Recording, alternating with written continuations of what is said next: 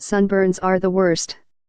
You go to the beach, you have a nice day splashing around in the waves, thinking you're getting all bronzed like a gorgeous Hawaiian surfer, but then you arrive home to find you actually look like a lasagna, and have to sit in an ice bath for 2 days and then die of skin cancer later. It might have been worth it. It's hard to say.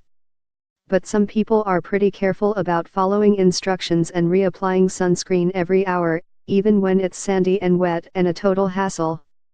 These people are smart and responsible, and should be rewarded with a sunscreen that protects their beautiful, delicate skin from harmful solar radiation without having to reapply every 40 to 80 minutes as directed.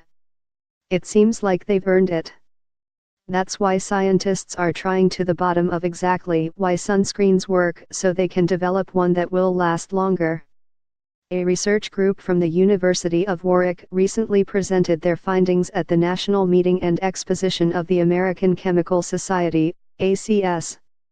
Sunscreens have been around for decades, so you'd think we know all there is to know about them, but we really don't, said Vasilios Stavros, Associate Professor of Physical Chemistry at the University of Warwick, in a press release. If we better understand how the molecules in sunscreen absorb light, then we can manipulate the molecules to absorb more energy, and we can protect the molecules from degradation. If the molecule doesn't break down, there's no need to reapply. The team deconstructed the ingredients found in a standard bottle of sunscreen from the drugstore to figure out how the component ingredients in sunscreens actually work. They started with the obvious ones, the chemical filters, whose molecules do the work of absorbing UV light and releasing the absorbed energy as heat. Of the 10 chemical filters studied by the research team, they found several of them are prone to absorbing energy, and instead of entering a more excited electronic state and releasing the energy as heat, the molecules just end up staying in the excited state or just breaking apart, releasing free radicals. That's not what you want when you're trying to protect your skin.